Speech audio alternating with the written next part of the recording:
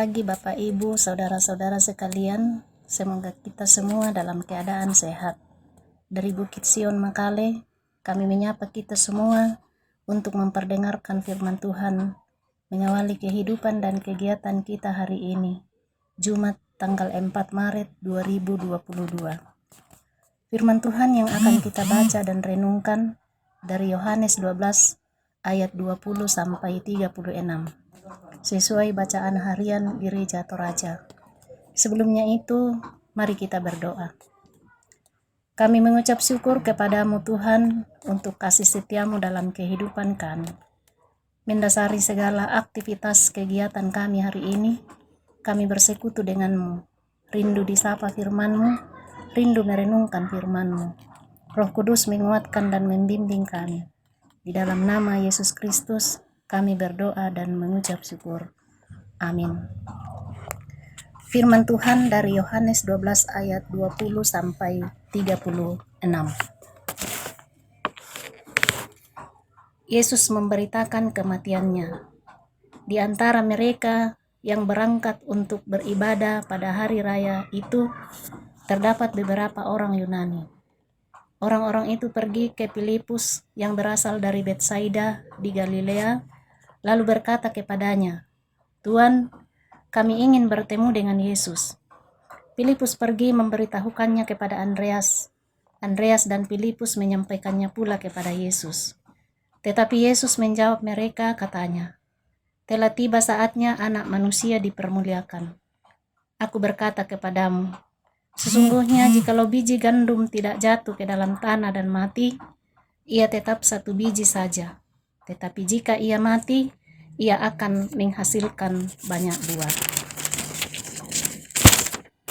Barang siapa mencintai nyawanya, ia akan kehilangan nyawanya. Tetapi barang siapa tidak mencintai nyawanya di dunia ini, ia akan memeliharanya untuk hidup yang kekal. Barang siapa melayani aku, ia harus mengikut aku, dan di mana aku berada, di situ pun pelayanku akan berada.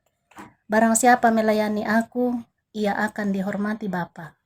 Sekarang jiwaku terharu, dan apakah yang akan kukatakan? Bapa, selamatkanlah aku dari saat ini? Tidak, sebab untuk itulah aku datang ke dalam saat ini. Bapa, muliakanlah namamu. Maka terdengarlah suara dari sorga, aku telah memuliakannya, dan aku akan memuliakannya lagi. Orang banyak yang berdiri di situ dan mendengarkannya berkata bahwa itu bunyi guntur. Ada pula yang berkata, seorang malaikat telah berbicara dengan dia. Jawab Yesus, suara itu telah terdengar bukan oleh karena aku, melainkan oleh karena kamu. Sekarang berlangsung penghakiman atas dunia ini. Sekarang juga penguasa dunia ini akan dilemparkan keluar. Dan apabila aku ditinggikan dari bumi, aku akan menarik semua orang datang kepadaku. Ini dikatakannya untuk menyatakan bagaimana caranya ia akan mati. Lalu jawab orang banyak itu, kami telah mendengar dari hukum Taurat bahwa Mesias tetap hidup selama-lamanya. Bagaimana mungkin engkau mengatakan bahwa Anak Manusia harus ditinggikan? Siapakah Anak Manusia itu? Kata Yesus kepada mereka, hanya sedikit waktu lagi terang ada di antara kamu. Selama terang itu ada padamu, percayalah kepadanya, supaya kegelapan jangan menguasai kamu.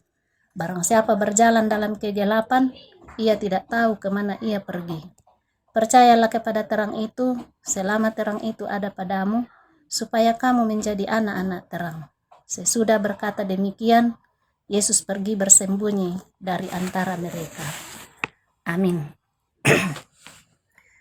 Bacaan kita diberikan judul renungan, tujuan kematian Yesus Kristus. Tujuan kematian Yesus Kristus. Menyampaikan sesuatu menyangkut diri sendiri sering memunculkan reaksi yang berbeda dari orang lain. Apalagi mengenai peristiwa-peristiwa buruk yang akan terjadi seperti kematian. Orang Yunani dalam pembacaan kita memiliki suatu kerinduan yang besar untuk bisa berjumpa Tuhan Yesus. Sehingga kemudian mereka meminta kepada Filipus supaya mereka bisa bertemu dengan Tuhan Yesus. Tetapi dengan firman Tuhan ini, seolah-olah Tuhan Yesus memberikan tanggapan yang berbeda dengan yang ada dalam hati mereka. Mereka ingin berjumpa, tapi malah Tuhan Yesus berbicara tentang kematiannya. Apakah benar bahwa Tuhan Yesus bersikap tidak menyebut orang-orang Yunani yang ingin bicara dengan Tuhan Yesus? Bisa kita pahami dengan kaitan seperti ini. Tuhan Yesus tentu ia tidak ingin membuang-buang waktu. Ia merasa bahwa ini adalah waktu yang tepat untuk menyatakan waktu di mana anak manusia itu akan dipermuliakan. Yesus tetap mengajarkan kehendak Allah dan janji-janji Allah kepada pendengarnya yang berkumpul pada saat itu. Dan ketika orang-orang Yunani ini datang, kemudian bergabung dengan orang Yahudi dan mendengarkan pengajaran Yesus, maka ini menjadi suatu kiasan bahwa kelak Allah itu akan dipermuliakan di antara semua bangsa yang ada. Artinya ada sifat universal yang akan dinyatakan oleh setiap berita kematian dan kebangkitan Yesus Kristus. Yesus tidak gentar kepada kematiannya. Ia tetap fokus pada tujuan kedatangannya. Ia ingin Allah dipermuliakan melalui kematiannya, dan ia juga ingin manusia itu diperdamaikan dengan Allah. Adapun maksud Yesus memberitakan kematiannya adalah yang pertama, semua nubuatan, janji dan firman Tuhan yang tertulis di dalam Alkitab akan digenapi, di mana kematiannya menjadi bagian yang tidak terpisahkan dari semua penggenapan itu. Yang kedua, menggambarkan begitu indah cinta, kasih dan pengorbanannya bagi dunia ini. Seumpama biji gandum yang ditanam tidaklah mati kemudian busuk, tetapi akan hidup, tumbuh dengan tubuh yang baru dalam jumlah yang lebih banyak dari sebelumnya. Yang ketiga, memberi motivasi kepada murid-muridnya untuk memiliki komitmen yang kuat bagi Kristus, tidak mencintai nyawanya, dalam artian juga mau berkorban karena Kristus demi hormat dan kemuliaan Allah. Jika dengan kesetiaan kita kepada Allah, orang lain berkata, "Ada apa denganmu berlaku demikian?" Maka kita akan menjawab, "Saya demikian karena saya ingin segala nubuat, janji dan firman Allah juga digenapi dalam diriku. Saya rindu hidup ini menjadi hormat dan kemuliaan bagi Allah. Saya ingin menyatakan kesetiaanku kepada Allah, sekalipun kadangkala sulit diterima oleh akal dan pikiran manusia yang tidak bertobat dan percaya dengan sungguh kepada Allah. Teruslah nyatakan dalam hidup saudara, apa tujuan kematian Yesus Kristus bagi kita. Roh Kudus menolong kita. Amin. Mari kita berdoa. Kami bersyukur untuk kasih setiamu dan pemeliharaanmu dalam kehidupan kami Tuhan. Terlebih kami bersyukur karena hari ini Tuhan masih memungkinkan kami untuk mendengarkan suara Tuhan melalui firman-Mu. Kami berdoa ya Tuhan buat semua umat-Mu yang mendengar renungan pagi ini. Kiranya Tuhan senantiasa memberkati dalam setiap keberadaan mereka masing-masing. Kami berdoa ya Tuhan buat setiap pekerjaan yang kami tekuni.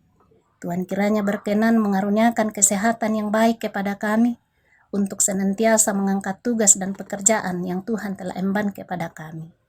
Berdoa untuk saudara-saudara kami yang bergumul karena sakit penyakit, baik yang dirawat di rumah maupun yang dirawat di rumah sakit. Biarlah ya Tuhan, mereka senantiasa merasakan lawatan dan pemeliharaan Tuhan lewat jamahan kasih yang diterima di sekeliling mereka. Berdoa buat pemerintah kami, Tuhan berikan hikmat, kemampuan, memperlengkapi dalam melayani masyarakat, memberi yang terbaik, terutama di masa-masa sulit, di masa pandemi yang kami hadapi pada saat ini. Pimpin sertai kami sepanjang hari ini dalam setiap kegiatan dan aktivitas kami. Terpujilah Tuhan Allah kami, dalam nama Tuhan Yesus kami datang bersyukur. Amin. Demikian renungan kita hari ini. Selamat beraktivitas, Tuhan memberkati.